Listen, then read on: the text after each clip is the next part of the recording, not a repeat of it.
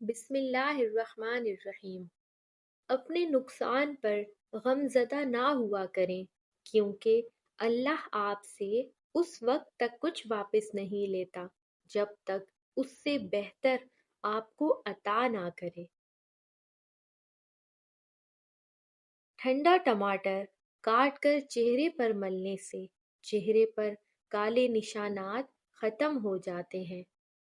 گلا خراب ہو جائے تو سرسوں کی تیل کی مالش کرنے سے بہت فرق پڑتا ہے۔ جو خوشبو انسان کے کردار، اخلاق اور عمل کی ہے وہ دنیا کے کسی عطر میں نہیں ہے۔ کلونجی کے تیل کو جوش دے کر نیم گرم کر کے سر پر لگاؤ، سر درد اور نزلہ زکام دور ہو جائے گا۔ روزانہ نہار منہ بھنے ہوئے چنے کھانے سے دماغ کمپیوٹر کی طرح تیز ہو جاتا ہے۔ زیادہ غصہ کرنے سے موٹاپا آتا ہے، غصے سے پرہیز کریں۔ کشمش انسان کو جلد بڑھاپے سے بچاتی ہے۔ اگر خواب میں خون دکھائی دے تو حرام مال پانے کی طرف اشارہ ہے۔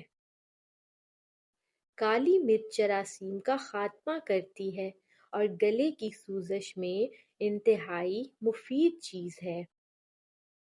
اگر آپ دن میں 12 گھنٹے سے زیادہ بیٹھتے ہیں تو چند سالوں میں آپ کی موت کا 60% امکان ہے۔ گلابی رنگ بدن سے زیادہ دماغ کو متاثر کرتا ہے۔ جلد غصے میں آنے والے اور تنگ مزاج لوگوں کو گلابی رنگ نہیں استعمال کرنا چاہیے۔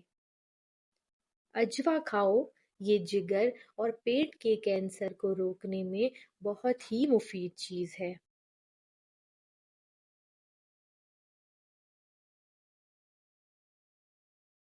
بھولنے کی بیماری ہو یا یادداشت کمزور ہو جائے تو دودھ میں بادام اور کھجور ڈال کر کھا جاؤ۔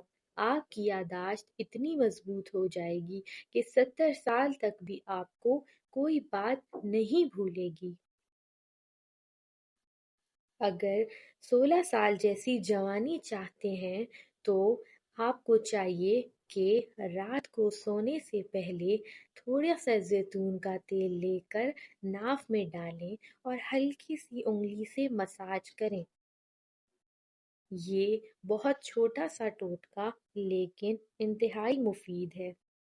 اس سے کچھ ہی دنوں میں آپ کی جلد تر و تازہ، شاداب اور جوان دکھائی دینا شروع ہو جائے گی۔ یہ دماغ کی خشکی کو بھی دور کرتی ہے اور جو سر کا چکرانا ہوتا ہے اور کانوں سے آوازیں آنا، اس کے لیے بھی بہت ہی مفید ہے اور زیادہ عرصے تک جوان رکھتی ہے۔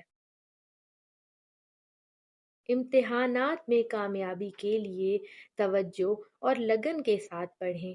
اپنی نیند کا خاص خیال رکھیں۔ پڑھنے بیٹھنے سے پہلے سورہ الم نشرہ پڑھ کر سینے پر دم کر لیں۔ دمے کی بیماری میں شام کے وقت ایک کھجور دودھ میں ڈبو کر کھا لینے سے آہستہ آہستہ دمے کی بیماری دور ہو جائے گی۔